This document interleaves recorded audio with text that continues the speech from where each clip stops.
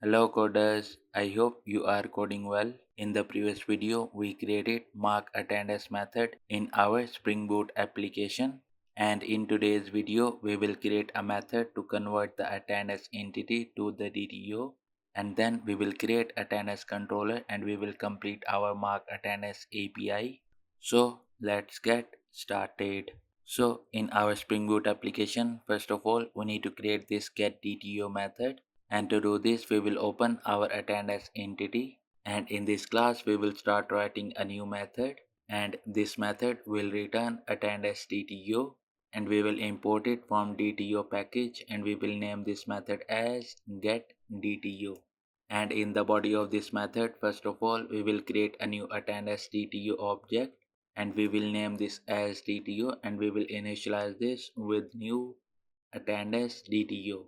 And then we need to set the data in this DTO, and first of all we need to set the ID, and to do this we will use our DTO and we will call a method set ID, and in this we will pass the ID. And after this we need to set the date, and to do this we will call setDate method and we will pass the date. And after the attendance date we will set attendance status, and after the attendance status we need to set the project details, and for the project details first of all we will set the project ID, and to do this we will call setProjectID method, and in this we will pass project.getID. And after the project ID we will set project name, and after the project details now we need to set the employee details, and to set the employee ID we will call setEmployeeID method and we will pass employee.getID. And after the employee ID we will set employee name, and at the end we need to set the manager details, and first of all we will set the manager ID,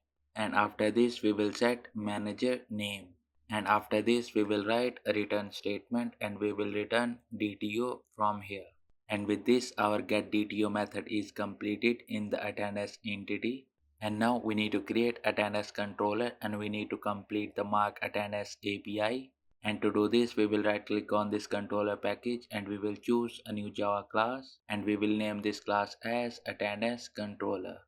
And after this we need to add the annotations on this controller, and to do this we will open manager controller, and from this controller we will copy these three annotations, and then we will go back to attendance controller and we will paste these annotations here.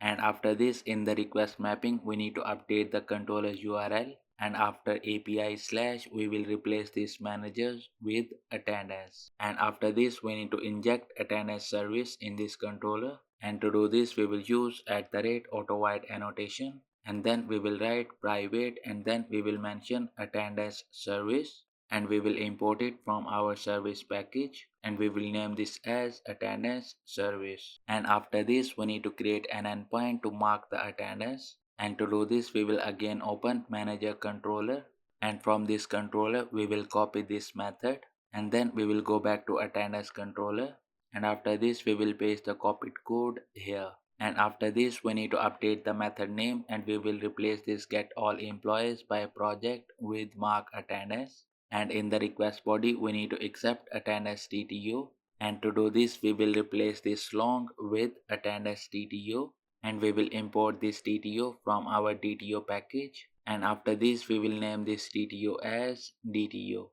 And after this in the try block we need to update the method call, and to do this first of all we will remove our existing code, and after this we will use attendance service and we will call a method mark attendance, and in this method we will pass the DTO. And after this we need to update the method type and we will replace this get mapping with post mapping, because we are creating a new attendance record in this API. And after this we will update the method URL and we will replace this with add. And with this our mark attendance API is completed, and now let's run our Spring Boot application.